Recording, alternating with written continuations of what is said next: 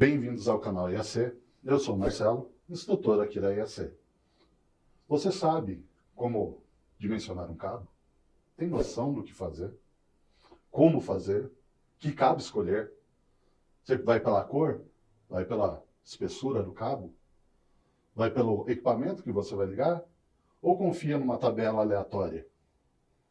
Hoje a gente vai saber exatamente como calcular dentro de uma norma reguladora brasileira. E vamos usá-la, conhecer um pouquinho da tabela, das sequências de tabela e de como calcular a espessura do cabo.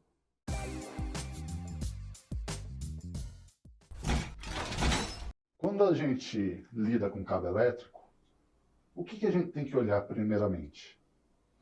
O que vai passar por ela. E o que se conduz dentro de um cabo elétrico é a corrente elétrica, quer dizer, movimento de elétrons. E quanto mais rápido ou quanto maior o volume de elétrons, mais quente esse cabo vai ficar.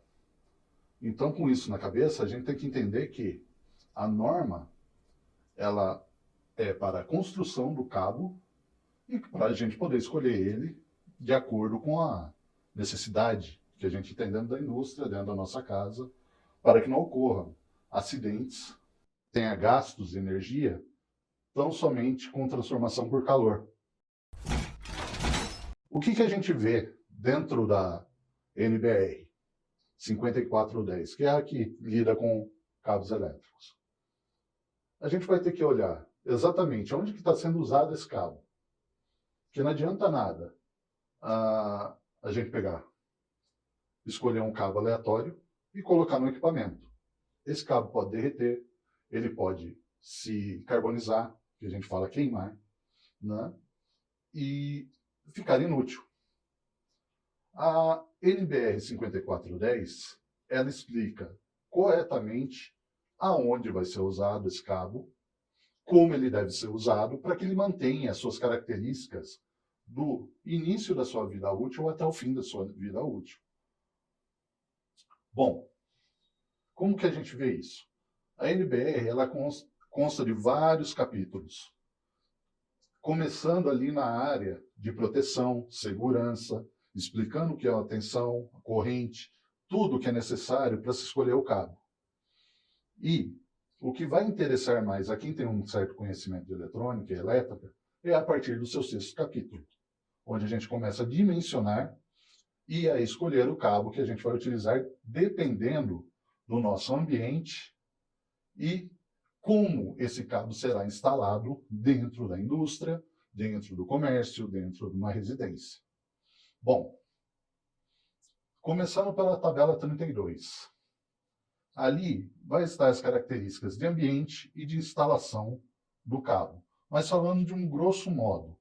Quer dizer, você vai olhar para o local onde vai ser instalado esse cabo, se ele vai ser submerso, por exemplo, se ele vai estar em um local que tenha chuvas constantes, se ele está em local aberto, exposto ao sol, exposto à chuva, se tem um certo gotejamento, mesmo estando protegido, se ele recebe ondas, jatos de água, se ele tem a presença de animais, de flora, né? Se a empresa, por exemplo, ou a casa está no local que tem a floresta, você vai ter essa condição e pode ser que ele ocorra de vez em quando.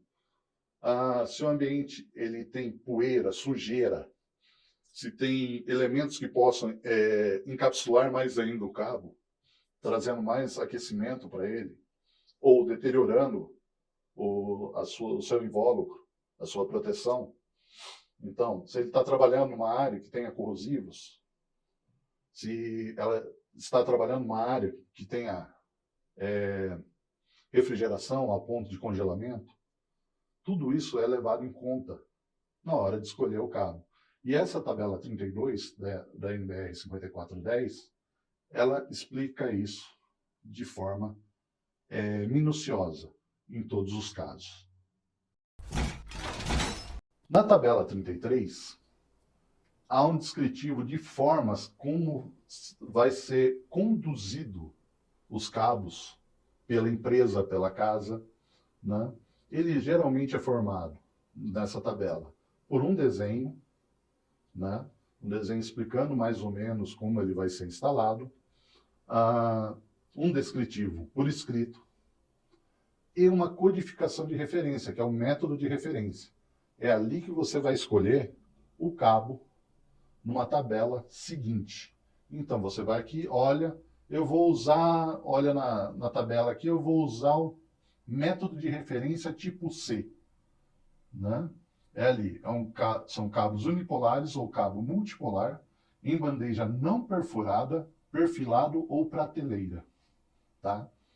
Então, escolhendo esse tipo de cabo, e como eu vou conduzir esse cabo, eu posso passar para a próxima tabela, mas antes a gente tem que fazer uma coisa muito básica, tá?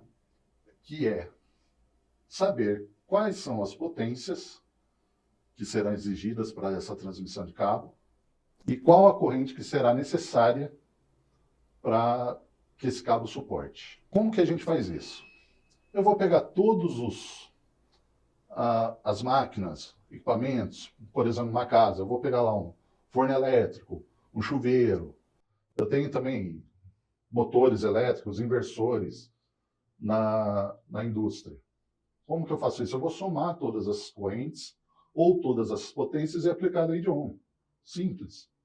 E vou encontrar a corrente nominal daquele circuito. A NBR ela ainda coloca alguns fatores, porque numa residência você não usa toda hora o chuveiro. A geladeira vai ligar e desligar. Você também não usa o forno o dia inteiro. Então tem uma certa redução do estresse nesse cabo, né? Ainda não considerando ele em funcionamento completo. Na indústria a gente já não leva isso muito a cabo. A gente resolve na nominal, porque uma indústria ela pode rodar 24 horas seguidas e ininterruptas. Então a gente observa a forma de trabalho que vai atuar aquele equipamento, tá?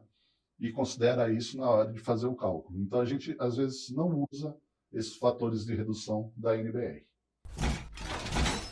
Temos a tabela 34 da NBR, ela só dá uma mudada, um pouco uma especificada melhor no tipo de cabo, dependendo das condições ambientais, da presença de água, isso se for necessário, né, na utilização. Por exemplo, se eu tiver ali imersão completa do cabo em água, eu vou usar aquela codificação da tabela anterior, o método de referência, eu vou usar o AD7 na hora de escolher o cabo, tá? Mas, e por que eu estou fazendo isso?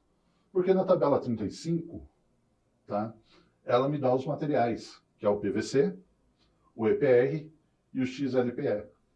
Cada um tem uma capacidade de isolamento e suporte de temperatura para manter o cabo constantemente nas condições ideais.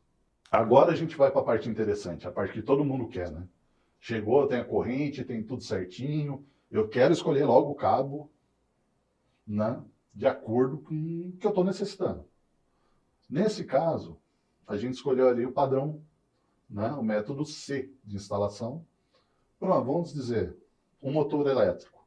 Eu vou ligar lá um motor elétrico, né? Eu considero a tabela diretamente no padrão C? Não. Eu tenho que olhar o cabeçalho. Aonde que eu estou instalando? É numa temperatura ambiente ali de 30 graus no ar, normal, como a gente tem no Brasil? Beleza, tá ali, 30 graus, temperatura do condutor não vai passar de 70 graus, então eu posso usar o PVC. Se eu tenho alguma alteração, que eu precise de um estresse maior no cabo, eu já vou para o EPR ou XLPE. Isso é o invólucro do cabo. É só para ele suportar um pouco mais. Bom, eu uso um método de referência. Fui lá, peguei as cargas. Vamos dizer que eu estou em torno de 60 amperes. Né? Vou olhar ali, padrão C, 3 cabos energizados. Né? Vou tentar escolher. Eu tenho 60 amperes? Não, diretamente. Né? mas eu tenho ali 57, 76 amperes. Nessa situação, a gente tende a pegar o maior corrente, tá? Maior suporte de corrente. Se eu colocar o menor, ele vai aquecer, ele vai se danificar.